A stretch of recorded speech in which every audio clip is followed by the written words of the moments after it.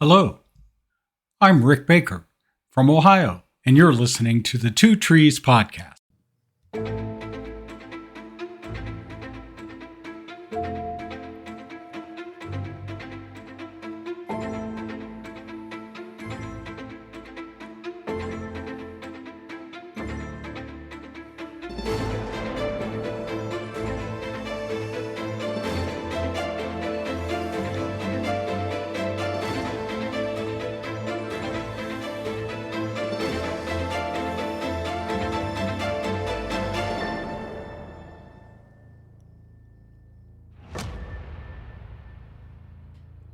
Hello, everyone, and welcome to the Two Trees Podcast. My name is Martin Listener, the official intro man of Season 3 of the Two Trees Podcast. And this one is titled The Second Sermon. That's 2 of 5, so we're 40% of the way done with Season 3, Episode 23. Quick math, we're going to have like over 50 episodes. We're like not even halfway through with Season 3. What is the deal? Jesus says a lot of things. With Season 3 going on forever, I'm going to start writing things down to say because I'm running out of witticisms and funny things to say and anecdotes that just roll off the tongue. I'm going to have to figure out something better to say. I know.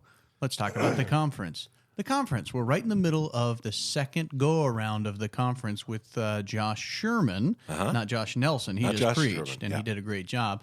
But Josh Sherman, and he's talking about some awesome things that you guys are going to go listen. The you guys tree thought of I was life in the book of Romans. You thought I was going to drop some hints and details. Nope, you got to go listen for yourself. It's on our Facebook page. You can get to it. It's on the YouTube.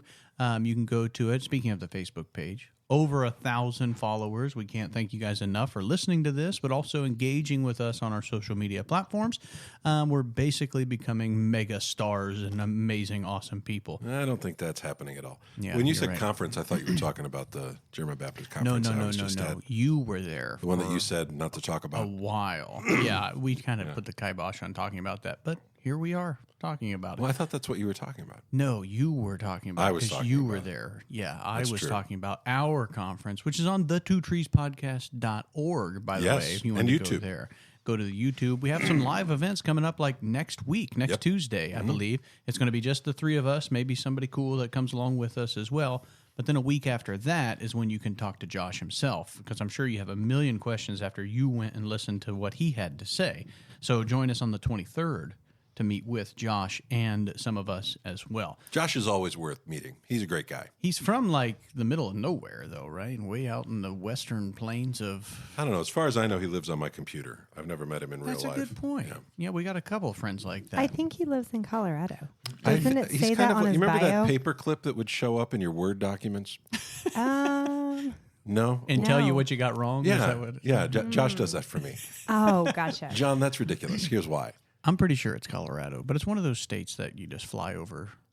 I think Colorado's a destination. Kind of like Ohio, but, you know, that's the way it Well, goes. Ohio is famous for being awesome. Round flyover? on the ends and high in the middle. Yeah, Ohio. heart of I it got all. you. The heart of it all. First in flight, unless you ask North Carolina. Well, they stole it from We're us. the but birthplace of aviation. They That are sounds first pretentious. in flight. Well, we had to come up with something. First in flight doesn't, though? First in How about flight is- first to the moon? I think that We were first with a lot. We invented the cash register, for Pete's sakes. did we? Wow. Yes, the NCR right here in Dayton. Hello. That is Put true. Chapman on That it. is actually true. And they had their own golf course, which is really nice, too. But I don't There's a think it exists cash anymore. register golf course. No, but it's just the place that built the cash register and then had the golf course. I So, need to take Ohio Aren't you history. glad that you came to Ohio, John? I am. This is the center of pop culture. And as you can tell, we're perfectly segueing right into the second sermon. Nothing says that like cash register. Yes, so if you haven't been to Ohio, come immediately. We're continuing our discussion of Jesus's gospel, the Gospel of Matthew. And pretty much what you're going to, I hope, remember is that the Gospel of Matthew isn't randomly constructed. It's beautifully designed. It isn't Matthew just rambling on from one thought to the next thought. And it isn't chronological. He's not saying and then, and then, and then.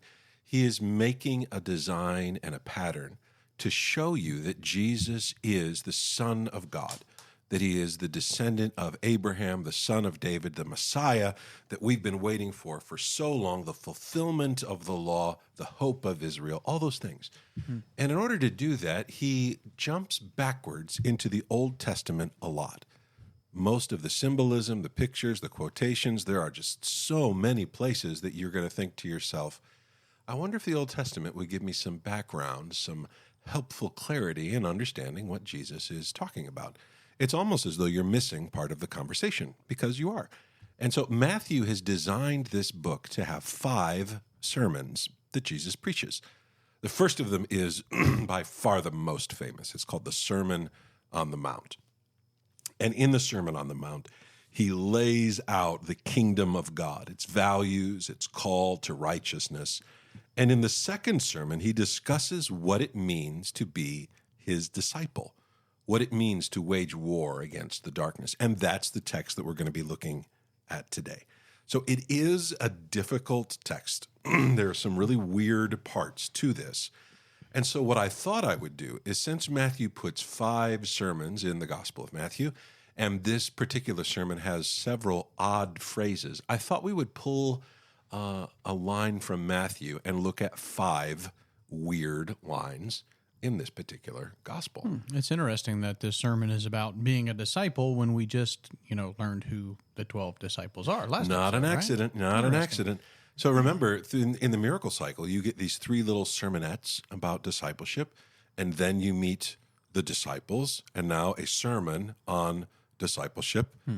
That's 5. Again, you're going to find loads and loads of sets of 5 in Matthew's gospel. That's not an accident. That's him thinking, how can I point back to Moses and to the law and to David and to Abraham while telling you the story of Jesus? Now, if we were watching a movie, we do this in our modern culture with music. Probably most famous is like Star Wars. When you hear Darth Vader's music coming, you know, oh, the bad guy's about to be here. Sure. Or if you're an opera type person, you hear the Phantom of the Opera, instantly you know, you start looking for him. I don't know where he is, but they want me to think of this other character in this scene. This is in lots of things. We call it foreshadowing sometimes in literature. Matthew isn't just going and rambling on. He is part of an ancient tradition that has been the movement of God's people since the Garden of Eden, since God put man and woman in the garden and said, serve and don't eat from that tree, eat from the other one. And so as we're jumping into this, it's a mistake to cut the Old Testament off. And it's also a mistake to read our culture back onto theirs. What I want to know is not what I feel. What I want to know is, what did they mean? And then I can get to my feelings afterwards. I need to start with a good understanding of what they're saying. So I'm not saying disregard your feelings. I'm saying understand what they're saying first before you start making assumptions about what's going on. I think that, let me think. I don't know how many episodes ago it was, but you asked Martin and I, how would we have written a gospel if we were going to write a gospel or something like that? And I was totally disinclined to acquiesce, to your request. And Acquiesce? So, yeah. That's a fancy word. It's Pirates of the Caribbean. I am, anyway. So I More of have, a Pirates of Penzance kind of guy. I have made a decision. I'm I more don't of know. a Pittsburgh Pirates kind of guy. Hey. Not everything Continue. sports. Not Continue. everything. So I think that the further we get into Matthew, the more I'm appreciating the way that he is writing this. So I still don't know how I would write one, but the whole chronology is more of a go-to. But this is fascinating to see how this is laid out. And I'm really glad you've drawn attention to it over and over and over. I'm trying to repeat it until people remember it. Yeah. And so because I think the more I do it 5 times. Yeah. Oh, my. Why and, 5? And over. Anyway, I'm really glad that you pointed it out because I think this is pretty boss. Good job, Matthew. Yeah, the Bible is beautiful literature. There's a reason that even people who aren't believers respect the Scriptures as for their beauty and for their depth, and not just that. Oh, Jesus had some nice things to say, but on their own, they're wonderful. The fact that it's true makes it infinitely more wonderful, and that this is God come to earth to speak to us. And so there are, however, some lines in this sermon that I'm going to get questions about if I were to just read these lines off here. Like, for instance, let's take a look at this first one. This first one comes in Matthew chapter 10 and verse 16. Behold, I am sending you out as sheep in the midst of wolves. So be as wise as serpents and innocent as doves. Be as wise as serpents and innocent as dove. Does God want me to be like a snake? Yes. Almost every time I've ever preached this, somebody puts their hand up immediately and they're like, I think my Bible's wrong. It can't really mean what it says. Or they'll be like, there's something here, because when I think of a snake, I have only negative connotations. Sure. If I was to pull you aside, like, see that guy over there? I think he's a real snake. That is not going to be me giving him a compliment. We're only going to see that in our culture in a negative way. And if you're a person who's steeped in the Bible, you should probably have an instance where a snake shows up and it is a really negative thing. When the serpent in the garden comes and tempts Adam and Eve into sinning. But there are other places in the Bible where the serpent shows up. Do you remember Moses actually puts a serpent up on a little cross, and everyone who looks at it is healed? Jesus is actually going to make reference to this in his discussion with Nicodemus. And if you went back in time, I don't know that you can, but if you could, and you went back to ancient Rome, you would find snakes all over the place. And usually they're connected to the idea of healing. The places that were designed for medicine and things like that often used snake imagery. Even today in America, if you see the back of an ambulance, you may see a snake on a pole. It's a symbol that's even used today by the American Medical Association. But that's not a modern symbol. It's a very ancient one. But even in sports, to bring it back to my favorite analogy, Rose, Yay. Kobe Bryant was the black mamba, which is one of the most deadly snakes, and that was a very unique sign of respect towards one of the best players to ever play, because he had characteristics of a snake, but that was viewed as a positive. It wasn't because he was a dirty player or he was a bad guy. It was because people respected him for his snake-like qualities on the court. But it's interesting that they don't just say snake. They pick one. Mamba has like an exotic sound to it. It sounds like an elite snake. If I was to make I don't know anything about mambas, black or green or polka dot, whatever. Most poisonous snake in the world, I I think. think they can go 7 miles an hour running if you were running away from one. That's how fast they can go. You think snakes run? If I was running and a snake was slithering after me, that would be its top speed. Rose is very safety conscious. I don't know if you guys out there are aware, but she has a very long list of how to escape various creatures. In danger. But the word here for snake, if you go back to Genesis chapter 3, it says that the serpent was more crafty than any beast in the field. And we look at that word and we think, this is evil, crafty. Witchcraft. It's not really evil. It's craft in the sense, the word is arum, and it means clever or prudent. It's used several times in the book of Proverbs in a positive way. Someone who is aware of what's happening around them is arum. He's crafty. It means that you're not going to get caught off guard. It means you're aware of what's happening around you. And if you guys have ever seen a snake that's actually alert, you'll notice this about them. They're very still and they're watching. They're not just like, man, whatever happens, like a raccoon or something like that. It's half the time they're paying attention and another half they're trying to get to my trash cans. But the idea here is that, like a snake is constantly on the lookout for danger, you need to be like this. And so he's continuing, firstly, the sheep imagery. And this part makes sense.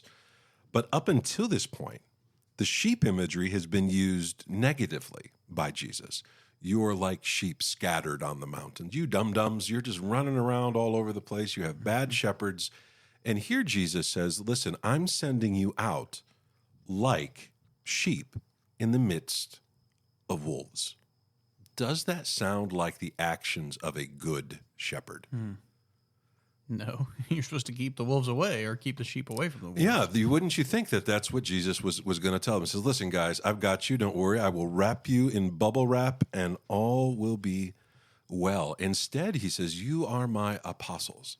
I am sending you on a mission, and I want you to know it's dangerous. What can a sheep do against wolves other than run away, maybe hit them? But I doubt very seriously that when Mowgli gathered together with the Council of Wolves in the jungle, they talked about the dangers of sheep. They are not a threat to wolves. Instead, they are to endure. They are to be in the midst of danger, but not overcome by it. And so Jesus has actually created a very upside-down image of what you would expect him to say. He says, listen, I'm not going to keep you from danger. As a matter of fact, I'm calling you into battle. I'm sending you out where the wolves are. And while you are there, be crafty, be arum. That doesn't mean I'm just not going to let bad things happen to you. He's telling them, you're going to have to use your own common sense. You're going to have to know how to accomplish the task that I'm asking you to, and how to know when it's time to leave, and how to know. He doesn't give them incredibly specific instructions. He gives them a tremendous amount of individual fair play. I think that if you look at the original word, the arum, and you mentioned being aware of your surroundings or aware of the situation, and then you mirrored that with the ability to get done what Jesus is asking them to get done. Most of the time, what Jesus is asking us to do is to somebody else. Love one another, or be there for one another, cry with those who cry, weep with those who weep. And so if you aren't aware of your surroundings, there's no way that you can accomplish what Jesus is asking you to do. There's an aspect of this as far as a defense mechanism. You need to be aware so you can be crafty enough to escape or endure, but also to look outside of yourself and figure out what needs to be done to further the kingdom. Well, and that's a big thought right there, to look outside of yourself. There is an element of my relationship with God that is selfish. I want to be with God, right?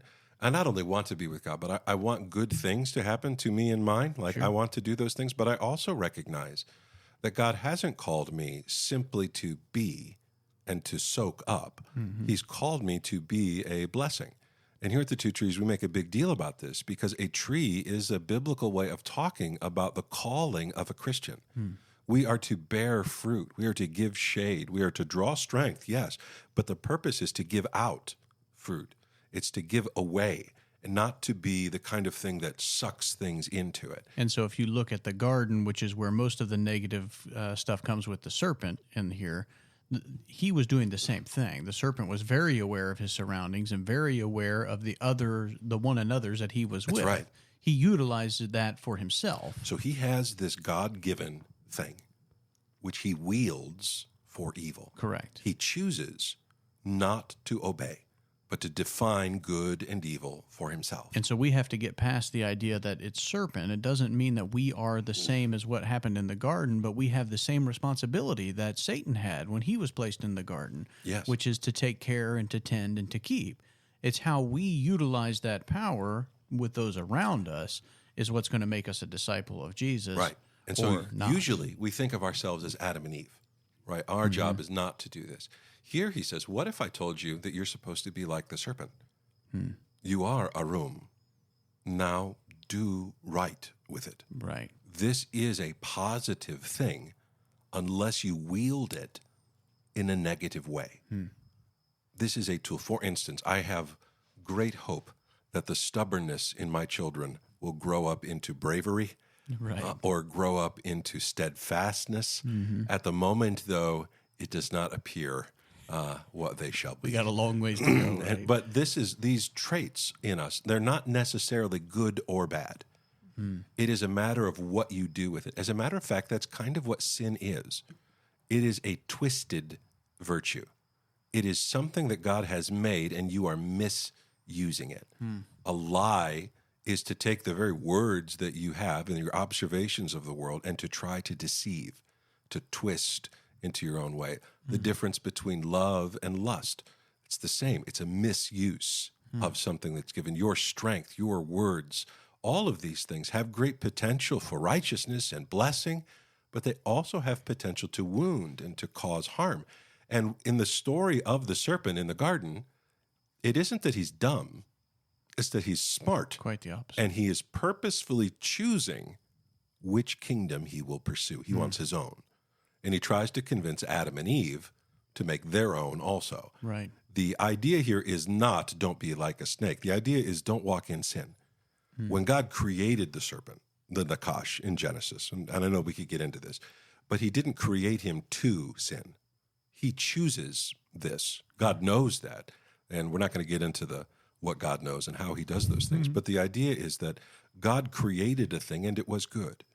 Through free will, we twist into our own form. And by the way, is there a better animal to use than a serpent when you talk about twisting something? Rose, you look deep in thought. How fast do you have to be to get away from, say, a groundhog? I'm not scared of them. It's Okay. one of the very few animals that I'm not worried about. They run away from you, and so I feel very safe. No, I was thinking how it is a strange use of verbiage here, that in Genesis it says that Eve wanted the wisdom that it would bring her, and she's just been, lied to, deceived, whatever, by a serpent. And then all the way up here in Matthew, it tells you to be as wise as the serpent, which I know that's exactly what we're talking about.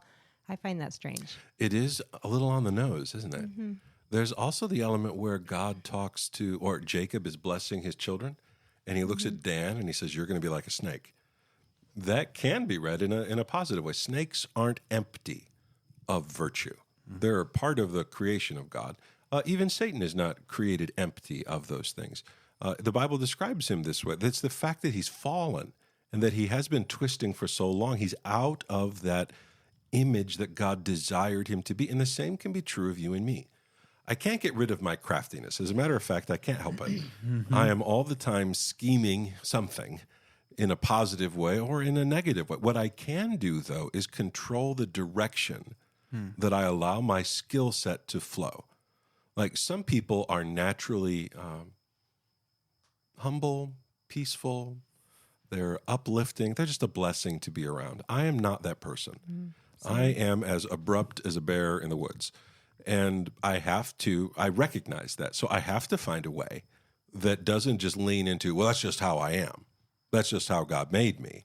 And to recognize, no, that's my sin nature twisting. I want to be what God made me to be.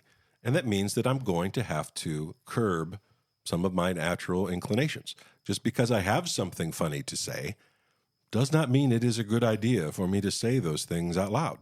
And I think if you just read the rest of the verse, Matthew points out everything that we're trying to say right here, and he does it very succinctly. He says, "Be wise as serpents and innocent as doves." There you So go. have all of the ability to do what you need to do, but make sure you do it in the innocent way, the righteous way, the way that's going to further the kingdom, not disrupt it or destruct it.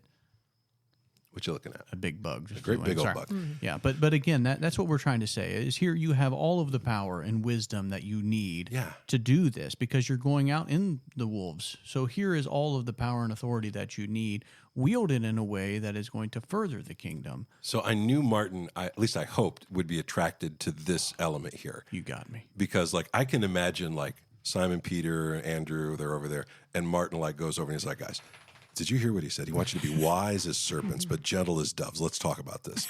How do we do that? Let's get exactly specific." And How are you guys going to do it? So I can do Yeah, I'm going to model myself after that, please.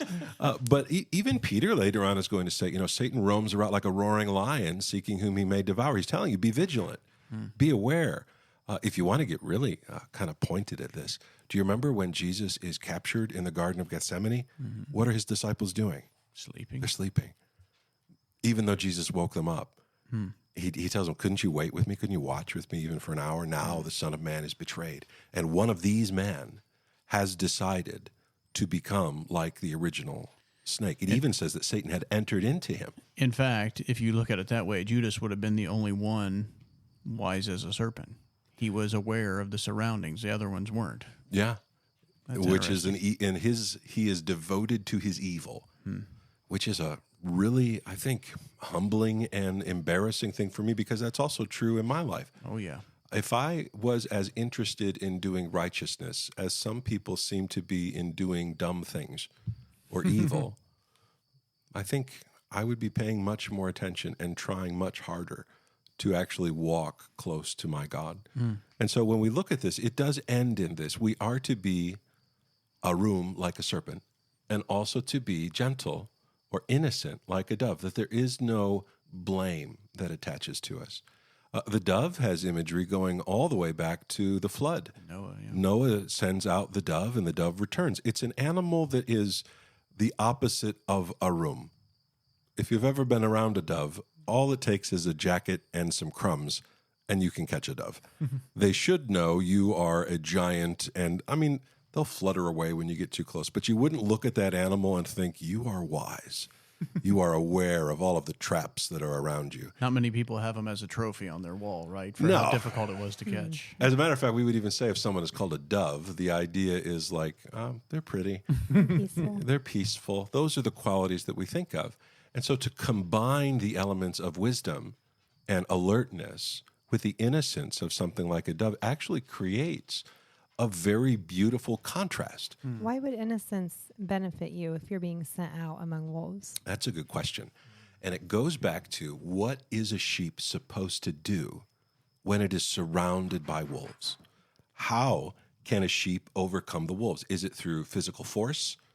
The answer to that is no. It's through trust in the shepherd. Notice Jesus is talking about the same idea, but from many different angles. I'm not going with you, and yet I am. You are an extension of me. I am telling you to go and do this. Trust me, and that the shepherd would not send you into this without a plan. Notice this is interesting to me because it goes back to Jesus' Sermon on the Mount. Blessed are the peace what? Makers, because theirs is the kingdom of heaven. Each direction he uses should cause you to stop and ask, am I being like a sheep? Am I being like a snake? Am I being like the dove? Can I put these things together? He's purposefully viewing you through these different lenses. And the goal of this is pure application. Go and act this way. And so then you get into the problem or the weeds of, well, I can justify my actions. Well, when you're doing that, you've probably stopped being innocent. You've got into Lawyerville and you're trying to justify, can I prove that maybe I was in the right? Just stop. You're messed up. Trust the shepherd. The defense of the sheep is the shepherd. He doesn't tell them to go out there and here's a knife to stab anyone that doesn't like what you say. He says, shake the dust off your feet. Move out. Move on to other places. So the calling here is through these pictures. And so many people read this and they get confused because of the snake. I understand the dove. I understand the sheep. Why is the snake in here? God is not telling you to be sneaky. God is telling you to be aware of what's going on around you. Let's look at another one. Let's go to Matthew chapter 10, verses 21 through 22. Brother will deliver brother over to death, and the father his child, and children will rise against parents and have them put to death. And you will be hated by all for my name's sake, but the one who endures to the end will be saved. So I hear this a lot from people who are talking about salvation in the spiritual sense. How will I get to heaven? How will I know if I'm good enough to go to heaven?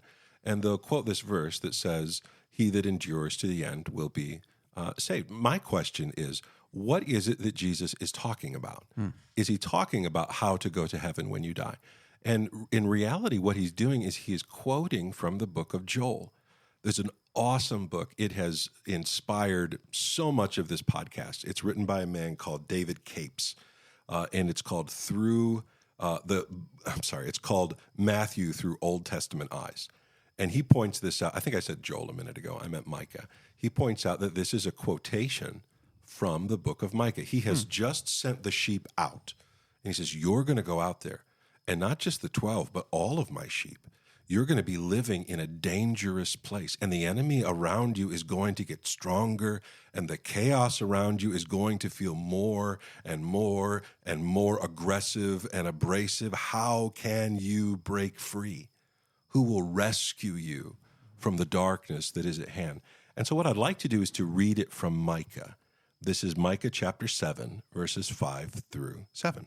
Put no trust in a neighbor and have no confidence in a friend. Guard the doors of your mouth from her who lies in your arms. For the son treats the father with contempt, and the daughter rises up against her mother, the daughter-in-law against her mother-in-law, and a man's enemies are the men of his own house. But as for me, I will look to the Lord. I will wait for the God of my salvation. My God will hear me. I will wait for the God of my salvation.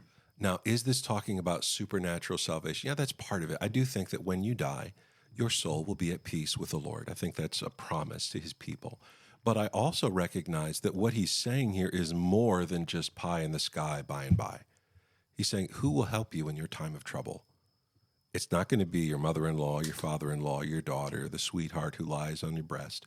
It's not going to be any of these relationships, because in this world, all of these are tending towards destruction. There will come a day when the world itself breaks and the darkness seems unstoppable. Where can the people of God look to for hope?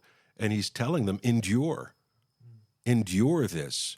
I am with you. I'm going to be there. He is the God of our salvation. So this passage from Micah, do you know the context of it? It's not just a real bummer of a proverb, I'm sure. No, it's describing the day of the Lord. It's describing this breakdown of order. It's the opposite of the kingdom of God.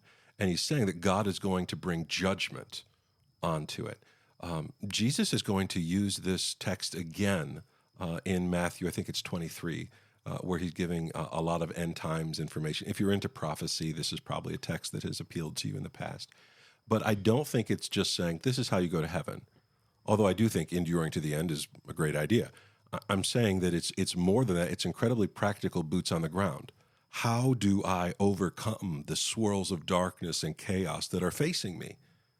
Through loyalty, through faithfulness, through trusting in the shepherd. That's your arum. That's the wise thing to do. How many times in the Psalms does it talk about fleeing to the rock of my salvation? Does it talk about God being a shield or a tower to defend us? This is there, and it's here as well. It isn't telling you, here's the recipe to go to heaven. It's telling you who can bring peace, who can bring hope, who can bring salvation. It's the Lord. But in our evangelical circles, we're used to talking about salvation in only one way, and that's how to go to heaven when you die. Mm-hmm. But the word salvation literally means to be. You can be saved from any number of things. If you're into soccer, you're probably well aware that save has a very real sense. You are saved from the strike of the enemy. The striker's kick did not go in the goal. The goalie saved it. It delivered you. The same idea is given of Moses. Remember Moses, how is he going to lead the people out of Egypt? Well, he tried killing people, and that didn't work. Mm-hmm. How does he do it? He does it through enduring. He does it through looking unto Jesus, the author and the finisher of our faith. Those who walk in the kingdom might think that the world would welcome them. You know, we're nice people doing nice things. Surely we're going to fit in great. Jesus is telling you, absolutely not. They are not going to do this. You're going to be hated for his name's sake. Because there is a supernatural component to this. It isn't just nice people doing nice things and people who just haven't recognized good from evil yet. There is an enemy on the field, and he is at war with the name of God. Again, I can't help but think of Moses. Who is the character who asks God, what is your name? It's Moses. And here Jesus says that. Read those lines for me again from Matthew. He says, but the brother, I'll read it. Brother will deliver brother over to death, and father his child, and the children will rise up against parents and have them put to death. But you will be hated by all for my name's sake. But the one who endures to the end will be saved. See, all I can think of is Paul. And a lot of Paul's writings, but, you know, specifically the armor of God when he's talking about we battle not against flesh and blood, because, you know, when I'm looking at this, brother will deliver brother. I have a brother named Mark, but I have a lot of brothers that I have that aren't blood related to me and are very strong relationships with, and I can just not see any of them delivering me over to death or delivering me over to the enemy. Yeah. But if you're going to tell us that we have a wicked sense of what is right and wrong because of our sin nature, then absolutely you're going to do that. And so when we're looking at I'm going to you and we're trying to get something accomplished, but all I can see is you twisting it around and making it for yourself, no matter what it takes to get me out of the way. I need to realize that it's not you as my brother doing that it's the wickedness of the evil one. That's right. And so then it goes back to this crafty as a serpent. Exactly. How can I look at my brother who is betraying me and love him as myself? Right. And realize that you are the brother also. Yeah. You have a brother and you are the brother. And so at some point you're going to do the same thing to your brother. I would say, going along those lines, it's not possible for you and your natural self to do that all the time. Right. Or even when it most matters. What it will take is the presence of the Spirit of God within you. It is God who is going to bring this about in you. It is his kingdom that's at work. This is not a sermon about how to go to heaven. This is a sermon about what it means to be a disciple, to be sent out into the darkness among the wolves. How do I endure this? How do I give God glory when I'm a sheep? And I think anyone out there in ministry, brother, haven't you felt this? Mm-hmm. Haven't you just looked around and been like, I have no idea how to make a difference in this. I can't figure it out. But then think about he who endures to the end will be saved. Paul has a whole chapter on this, about running the race and doing all. I mean, like that to me speaks a lot about his letters every which direction. So if you take this to mean you got to be faithful up until you die and then you earn your way into heaven, what you have done is imposed another narrative onto what Jesus is talking about. Sure. This is the danger of proof texting. Is allow yourself in the conversation that is happening here. Don't invent a conversation that you're having and bring these words into it. Ask yourself, what is he talking about? And where does this come from? It's a quote from the book of Joel. If you haven't read Dr. Capes' book, you really need, I keep saying. It's still Micah. It's still Micah. But I know Dr. Capes' book, Matthew, your Old Testament eyes, and it is a winner. We've had him on the podcast before. Really awesome guy. But the other person that this comes to mind is Joshua. When Joshua is called out, he says, "As for me and my house, we will serve the Lord. We're going to do what is right, even if you won't." There's a line there where he says, "I will wait on the God of my salvation. My God will hear me." This is how I think Joshua felt at Jericho. All right, guys, this is what I want you to do. Walk around the building a lot. But also Micah says, "But as for me, I will look to the Lord." I mean, that's a Joshua exactly line. what Joshua's saying. Yeah. So then, okay, here's one of the not very well formulated ideas.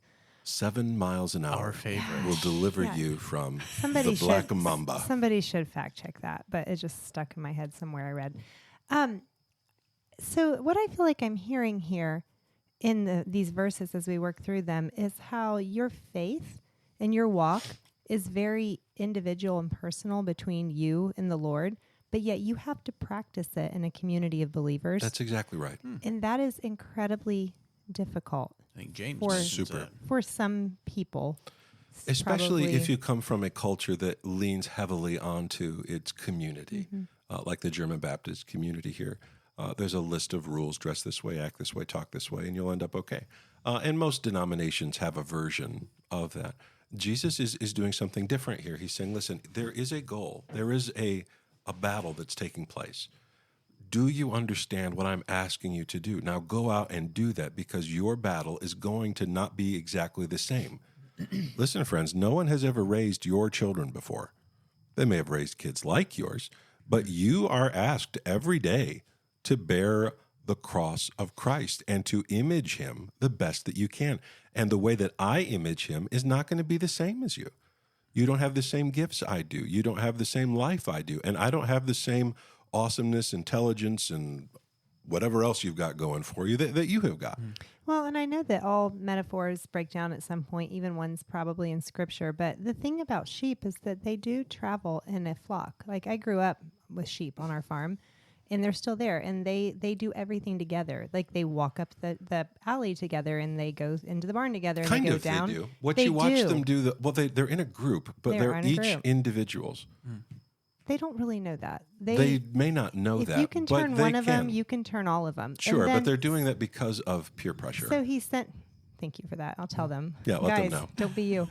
So what I'm saying though But is the that Christian is also not just supposed to be a sheep. They're supposed to be like a but serpent that's and what a I'm sheep. saying is that serpents are individually wise. Doves are, I don't know much about doves. The only They're a ones lot I like see, sheep. there's like 2 of them that I usually see that are, in the barn.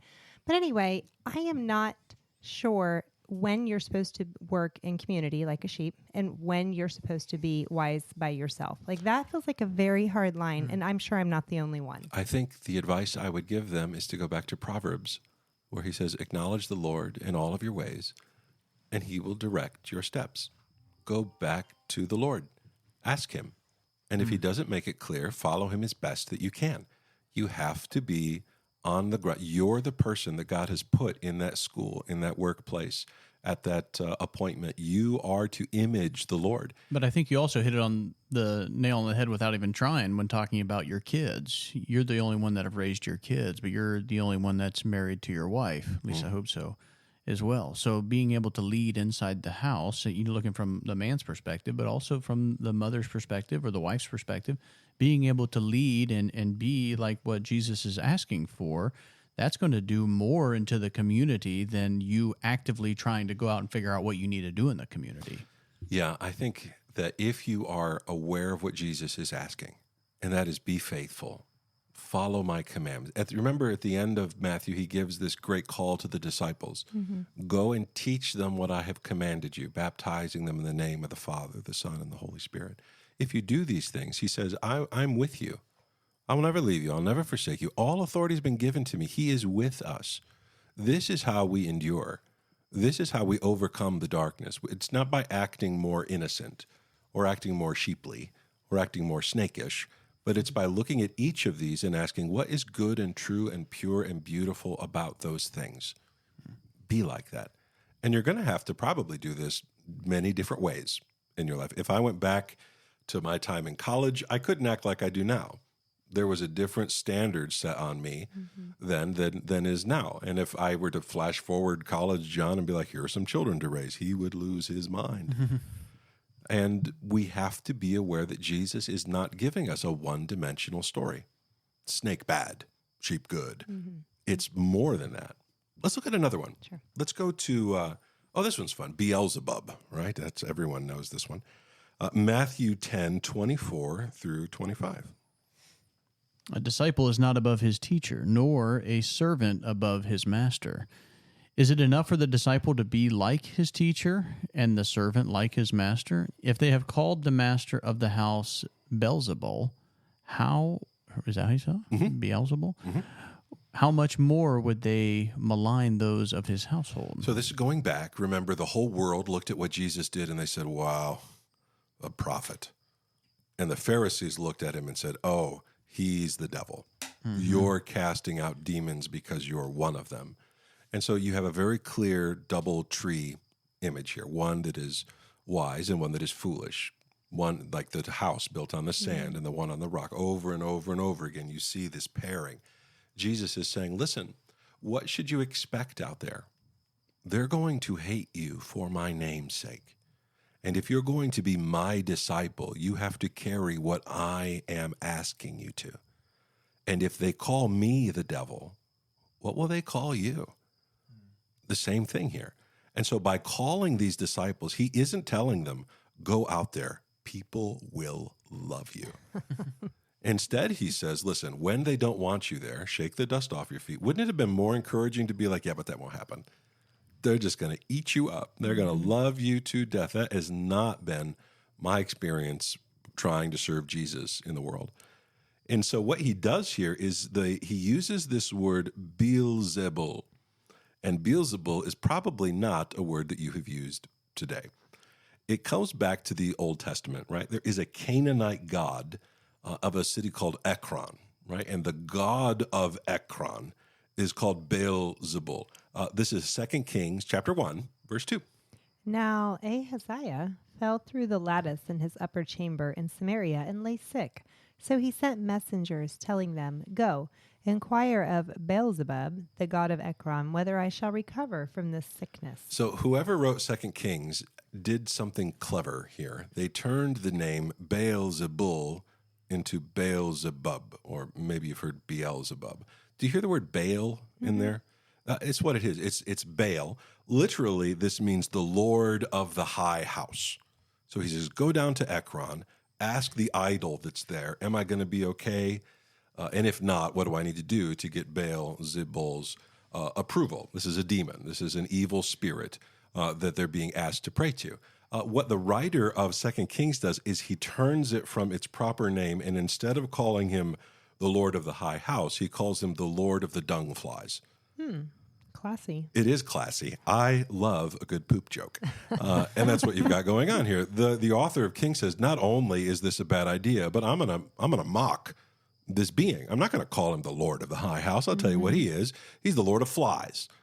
And it's interesting here that Jesus, and remember, Jesus is the God that was being forgotten in this story all the way back in 1 Kings. And so there's this idea, Jesus is saying, listen, they think we are the enemy, but this hasn't changed since this started. Has God really said, thou shalt not do this? Aren't there other gods that you would rather throw your loyalty behind rather than being loyal to me? How often does Israel wander off into worshiping the Baals? Like constantly. So before you're out there saying, yeah, but it was just an idol. The idols are physical representations of supernatural realities. I want you to read what the Apostle Paul thought about these things. This comes from 1 Corinthians chapter 10, 19 through 21. What do I imply then? That food offered to idols is anything? Or that an idol is anything? No, I imply that what pagans sacrifice they offer to demons and not to God. I do not want you to be participants with demons. You cannot drink of the cup of the Lord and the cup of demons. He says, listen, they're offering to these idols, and they think they're nice, they think they're helpful, but the reality behind this is the darkness. It's the princes of the dark. These are the ones pulling the strings, and Jesus has met them in battle. He met Satan in the wilderness, and he overcame the temptation. He lands on the edges of Bashan, and the enemy surrenders. Jesus is casting demons out, and he tells his disciples, you're going to do the same. And so the best thing that the Pharisees had to throw against him was, oh, no. You're not really who you say you are. You're the devil. And obviously, that's why you're healing people, helping people, preaching the gospel of the kingdom of God. It's foolish. But this implication that there isn't just bad juju in the air, that there really is an intelligent evil that you are fighting against, ought to make you think, how can I be like a snake? I want to be aware. Where is the enemy trying to hit me? Where is the enemy trying to tempt me? And pray that the God of the hedge would protect you. Is this the same? No, this isn't the same line where he says, if they've hated me, they will hate you. This isn't just a He says this a couple times. Yeah, okay. But it's the same idea. And it's what it means to be a disciple of Jesus. You're going to face this, so expect it. And expect the enemy to come back at you. One of the most frustrating things in the world for me is when someone purposefully says what I didn't say. I'll go out of my way to say something, and I'll even say, now don't say I'm saying this. And someone will perk up right then, and all they'll hear is, John said something heretical. And I didn't say that. And then they go tell people, well, I heard him say such and such. It ticks me off. By the way, I do that all the time. It makes me furious. Not Stop the it. second part. I don't tell other people, but I tell John all the time he's a heretic. Yes, it's good for my soul. It makes me think, did I maybe? Okay. But John, I think you said something really powerful there when you were talking about going to prayer for this type of idea. Is, how can you have this better understanding? Is going to the Lord in prayer and trying to decipher where you're being attacked or what temptations that you're trying to face in your life. Because as much as we can be aware like the snake, we can't. We're going to fall short. And again, I go to Paul with the armor of God with all of this as well, but just putting yourself in a situation where you can be prepared for battle is got to be led in prayer and through your reading of the scripture and getting together with the conference and talking about these kinds of things. And going back to what you, and Martin has been poking me, convicting me, trying to get me to explain myself better. I think that by reading the scriptures, you are drawing close to God. I think this changes you. Yeah, big time. It is application because you're drawing near to the Father. through the Spirit and your love for the Son. And so it may not have a command to obey. It may not be an obvious application. But the reason we're doing this is because we are at war. We need to be in his word and his words in our minds, because if his words aren't in our minds, someone else's words will be. I've had deep conversations with my own dad about this. My dad is, one of the strongest Christians I know and has been a fantastic person his entire life. Shout out to Dad there. But just in the last couple of years, there's been such a change in the way that he goes about business and the way that he lives his life. And he was asking me questions about why certain things are happening. I said, Dad, because you're just a different person. And his inability to realize that this change has really transformed him over the past couple of years just shows you the power and divineness of God, that he can allow you to become a different person without you forgetting who you were before. It's not of works. Like, you didn't sit down and be like, boom, done. Right. It's something that the Spirit of God is doing in you. It's gradual, but it is also how we find shelter from the enemy. So I've told you guys this before, but I've struggled with depression my whole life, and I've had a very hard time with it, and I have very low self-esteem. The list goes on and on. When my mind is racing with all of the ways in which I am not good enough, all of the times that I have failed, and all of the people who don't like me, don't trust me, all of these things, all of those thoughts come back to me. If I just sit in the quiet, those are the voices I hear. Instead, what I do is I fill my mind with the Word of God, and I pray the Scriptures to the Lord, and He brings me peace. It is a shelter, but it also builds up my strength, and that my mind is no longer pursuing all the what-ifs. It is remembering the words of God, and I'm hiding them in my heart, and I'm pursuing the mysteries that are here.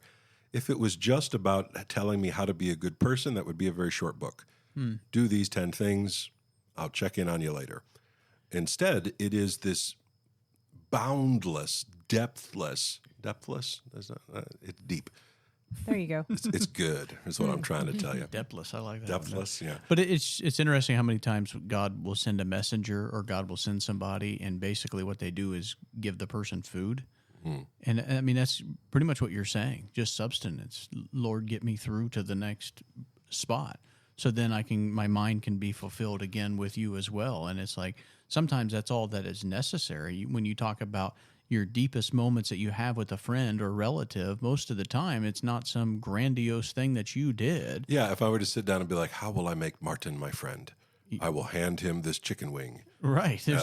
What's the next application? It's just the act of being together, and your spirits being in accord brings this change about. And so when Jesus says, I'm going to turn you loose out there amongst the wolves. And imagine having a friend that never has to clear his schedule to have time with you. Yeah. Like that's one of the hardest things for us to do is like, well, let's get together. I'm busy. Actually, let's do it That's again. why we're recording at 10 o'clock at night. Right, because there's just an inability for us to be available at the same time. But you have someone that transcends time, is above time, space, and matter, which is the Almighty God.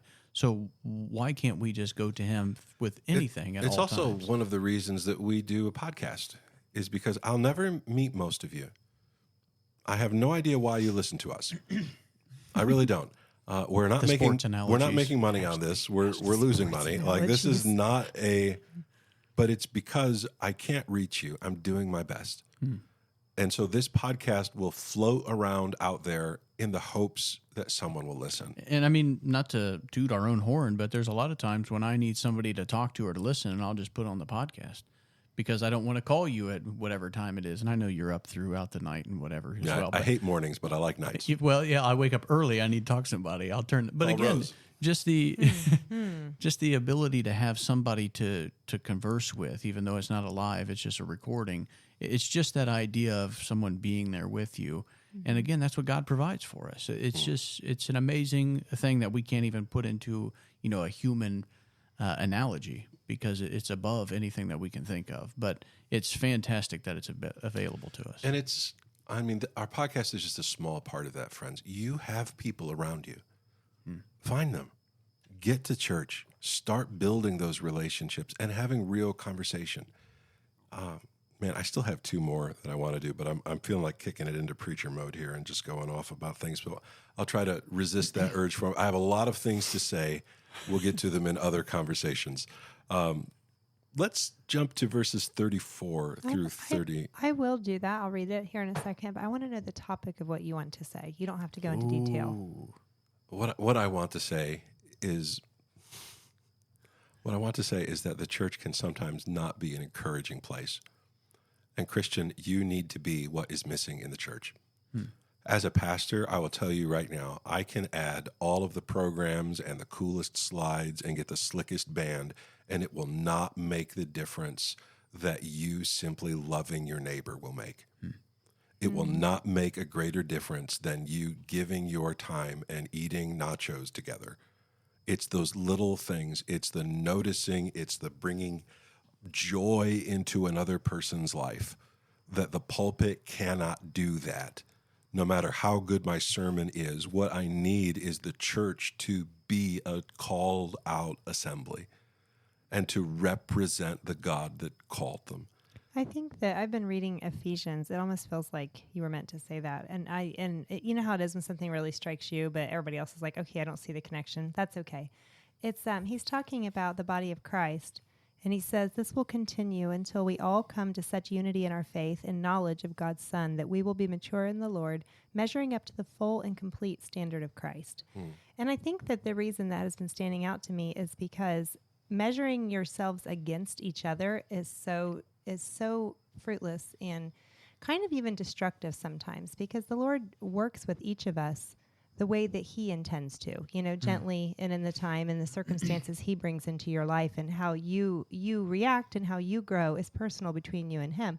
But if you try to measure your life against somebody else's, that's not going to benefit anybody. It's not going to benefit Roosevelt the church. says the comparison is the thief of all joy. But Josh was just talking about it in the sermon over the weekend about how becoming the body of Christ. And, you can go into silly analogies. You may be a toe and I'm a finger, so we look a little bit differently. But without the unity of the core values, as Josh was talking about, of the Christian faith, and throughout all of that is love. And that's what John is talking about. If we're going to be the church, loving one another and being there and compassionate with one another is what really makes the church stand out against the world. And so what ends up happening is Satan seeks to divide.